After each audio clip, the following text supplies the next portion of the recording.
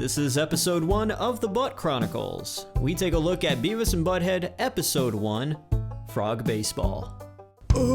Welcome to Industrial Industries World Radio's The Butt Chronicles. You said welcome. Oh God.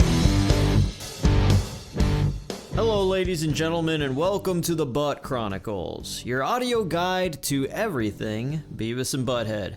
And I am your host, DJ Glowing Ice, on this very monumental episode as we dig into episode 1 of Beavis and Butt-Head, Frog Baseball. Frog Baseball premiered at Spike and Mike's Sick and Twisted Festival of Animation, and then it made its television debut, not as its own series, but on a TV show called Liquid Television on MTV, which ran all kinds of animated shorts from different artists and animators from whoever sent in submissions to MTV or caught MTV's eye. So Frog Baseball first debuted on MTV on Liquid Television on September 24th, 1992. So it's kind of confusing, but Beavis and Butt-Head had 2 pilot episodes before they got a series. So the very first episode of Beavis and Butt-Head as a series was actually episode 3. And that was in March of 1993. Frog Baseball was actually shown as an episode in the series, and this series version of Frog Baseball had music videos put into them for timing purposes. So we are covering Frog Baseball. It's one of 2 pilot episodes from Beavis and Butt-Head, and it's a monumental episode because it's the first appearance of Beavis and Butt-Head. It was all done by Mike Judge. He did the music, the animation, the writing, and from this one short, it got everybody going and crazy for Beavis and Butt-Head. So now let's take a look at this and see what happens in Beavis and Butt-Head, episode 1, Frog Baseball. Alright, so the episode of Frog Baseball starts out with an intro showing Inbred Jed. And if you watch the Inbred Jed short that Mike Judge did, you get the reference of who he is. Anyways, it fades from Inbred Jed laughing into Beavis and Butt-Head's TV, displaying static and just changing channels. It's cutting to different channels, and it cuts to one commercial for a show called Cop Rock that had Mike Judge's picture in it. This was Mike's way of getting his face into the short because why not? The channel then changes again to a commercial for the Thigh Master, and it has a woman showing how the Thigh Master works, opening and closing her legs. It then cuts to our friends, Beavis and Butt-Head, as they're sitting on the pink couch inside their house, of course, with the tears on Beavis' side, laughing as the theme music starts playing, and then it fades to the title screen. Beavis and Butt-Head in Frog Baseball, a Mike Judge film. After the title screen, it fades to Beavis and Butt-Head on the outskirts of town, as a trailer home and some telephone poles are in the background.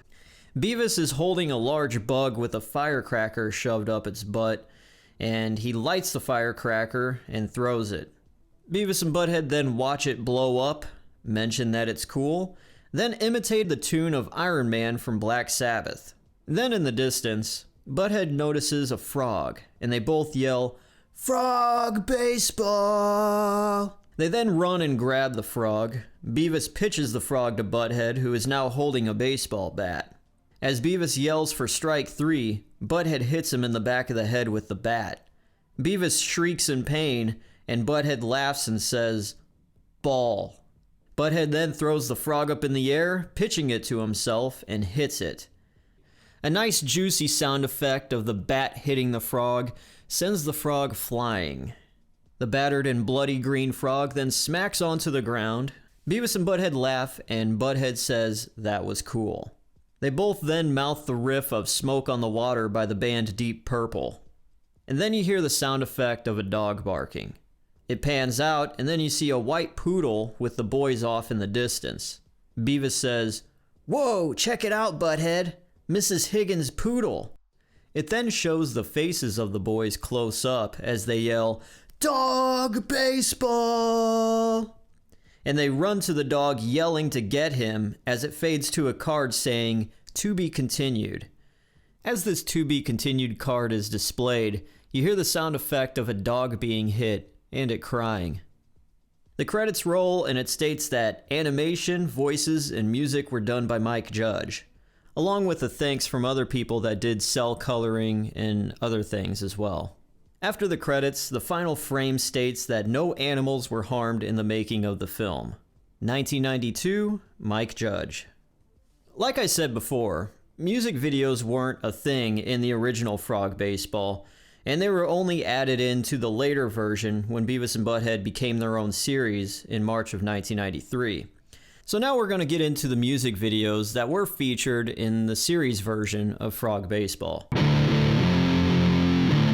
So in these music video segments, it would show the music video for a little bit, and then it would show Beavis and Butt-Head and them reacting to it or just talking trash about it. If they liked the music and they liked the band, they'd be rocking out. And if they didn't, sometimes they would just change it and turn it off to a different video, or they would just give it a lot of crap and just really trash it. So here we go. The first music video on the Frog Baseball episode is Rock and Roll All Night by the band Kiss. Beavis and Butt-Head both like the video, and Beavis says that Paul Stanley looks like a chick. And then we have Move This by Technotronic. They wound up changing the channel on it pretty quick. Then we have Girl You Know It's True by Milli Vanilli, and Beavis says, "These guys are good at dancing." Butt-Head replies, "But it's not really them dancing." Butt-Head continues and says that one member of Milli Vanilli is neutered. Then we have Garden of Eden by Guns N' Roses. Butt-Head says Axl is cool, then tries to sing like Axl, yelling gibberish really fast. By the end of the music video though, Butt-Head says Axl is a puss. Beavis then chimes in and says, "Yeah, I could kick his ass." Next up we have Walk of Life by Dire Straits. As the organ plays in the song, Beavis says, "Nice organ lick." Butt-Head replies, "Organ lick?" and then laughs. Butt-Head calls Dire Straits hippies. Beavis then replies and says he hates hippies and that sports suck. It then ends with Beavis saying, "This sucks." The final music video they watch in this episode is Release Me by Wilson Phillips. Alright, now it's time to take a look at the behind the scenes of Frog Baseball and see how it wound up on MTV in the first place. Mike Judge made Frog Baseball on his own. It took him 8 weeks to make the 2-minute long animated short. And as I said earlier, it premiered at Spike and Mike's Sick and Twisted Festival of Animation. This was an animation festival that would travel across the United States, showing animated films in theaters late at night for adult audiences. Needless to say, Frog Baseball went over huge at this animation festival. At this Spike and Mike Film Festival, besides Frog Baseball, there were other unknown creators who would be successful later that had their animation shorts premiered. To give some examples, there was No Neck Joe by Craig McCracken, who would later on go and create the Powerpuff Girls. The Mutilator by Eric Fogel, who would then go on to create Celebrity Deathmatch, the claymation fighting show on MTV. And then Lupo the Butcher by Danny Antonucci, who would then go on to create the cartoon show Ed, Edd and Eddy. Besides sending things to the Spike and Mike Animation Festival, Mike Judge mailed VHS tapes of his work to people at cable channels, Comedy Central, MTV, and elsewhere.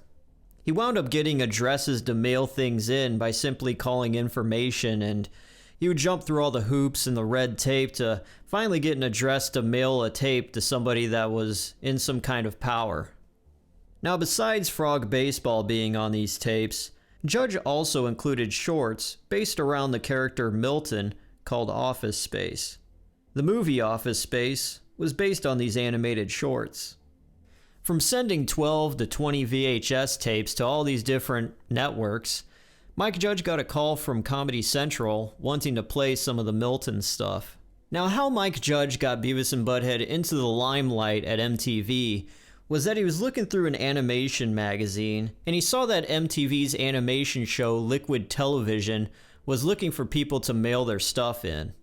Now, in order to stand out from the many of entries MTV would get mailed to them, Judge put a label on his tape featuring the character Inbred Jed. It also had the text of homemade cartoons on the label. Sure enough, it did stand out, and MTV popped the tape in, saw Frog Baseball, liked what they saw, and decided to run the short on Liquid Television. I feel like we've talked about Liquid Television enough, but just to give you a full rundown of what this show was is that it played music from popular bands during the day, and it also just showed skits and different bits and shorts of animated stuff. And Liquid Television's original television airing lasted 3 seasons, from June 2nd, 1991 to January 1st, 1995, totaling 22 episodes altogether. On September 24th, 1992, Frog Baseball was featured on episode 7 of Liquid Television, which was the first episode that kicked off season 2. And then when Beavis and Butt-Head became a series the following year, Frog Baseball was then shown on March 11th, 1993. So that's your behind the scenes of Frog Baseball. Now let's get into some fun facts. Alright, so we got your fun facts here. Now, this first fun fact doesn't really pertain to Frog Baseball, but since we're on the topic of Beavis and Butt-Head firsts, this is the first time where Beavis and Butt-Head actually appeared on MTV. And it wasn't Frog Baseball. They actually appeared 2 weeks before Frog Baseball aired on Liquid Television. So they actually appeared for the first time on MTV on the 1992 MTV Video Music Awards, which aired on September 9th. Now, how Beavis and Butt-Head appeared in these Video Music Awards were just little funny scenes before nominees of artists would have their video clips played. This little clip of Beavis and Butt-Head was them at the same setting of Frog Baseball, imitating the guitar riff of Smoke on the Water. Butt-Head then says that was cool. Then it pans to the right, showing a worn-out billboard displaying the words Best Male Video.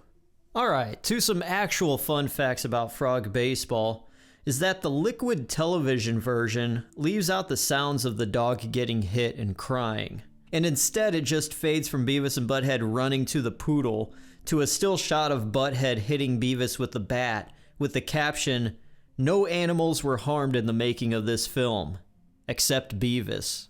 This version also cuts out the Inbred Jed intro and the credits after. So this cut the runtime of Frog Baseball down to about 2 minutes. In Frog Baseball, Beavis and Butt-Head's voices don't sound 100% like they will end up sounding, so it's kind of weird hearing them in these early episodes. Now, the full unedited version of Frog Baseball was released on the 3rd disc of Volume 3 of the Mike Judge Collection DVD set. Frog Baseball is the first of 2 pilot episodes of Beavis and Butt-Head. The ratings for Frog Baseball on the Internet Movie Database, IMDb, is 7.2 out of 10, and there's a 92% rating from Google users. Mike Judge himself, from what I've heard, likes this episode. I mean, come on, it's the first episode, and you kind of, would like it. Those are your fun facts. Now I'll give you my review. My relationship with Frog Baseball is, I didn't really see it until far later on. I actually saw it on the DVD Mike Judge collection. And as much as I watched Beavis and Butt-Head when they first came out, I never came across Frog Baseball. At least they never played it when I was watching it. My very first Beavis and Butt-Head episode that I could remember seeing on MTV was the one where they were washing the poodle at the laundromat and then they puked all over it after. And yeah, so I don't remember Frog Baseball up until later on when I was like 20. And I popped it in my DVD player and I saw this and I was like, what? As I watched every single episode that I could as a kid up until the original series ended, this was like a huge, just kind of mind-blown moment for me. Just like hearing Beavis's voice a little bit different and the animation being very kind of crappy. But that was the style of Beavis and Butt-Head. It's just kind of loose and It's not supposed to be polished. It's supposed to look like that. And that's kind of like the charm of Beavis and Butt-Head, I think. So seeing Frog Baseball after being spoiled with seeing all the great Beavis and Butt-Head episodes, you know, the great Cornholio, Buttnicks, there's so many I can't even think of off the top of my head, but it was kind of a letdown compared to what I had seen already. So to look at this from a standpoint of just like being fresh and never seeing any other Beavis and Butt-Head episode, I could see why it made an impact because it was a lot more edgy compared to when it got on MTV, you know, with the dog being hit and a lot of violence. Like, not saying that there wasn't violence on the regular stuff, but it was a bit more edgy and, I guess more underground. So I see Frog Baseball from a historical aspect as a very important episode, but to me, it kind of falls flat compared to everything else that I've seen.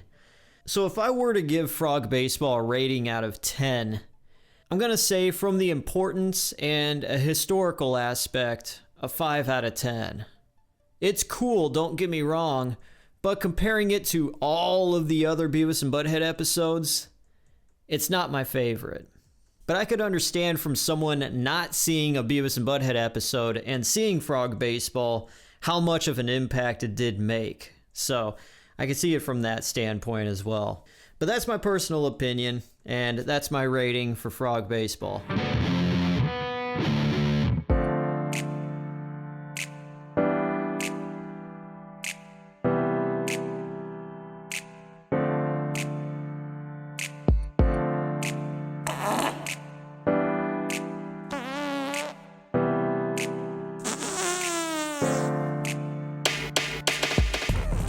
And that is it for this episode of the Butt Chronicles, as we went over Beavis and Butt-Head Episode 1, Frog Baseball.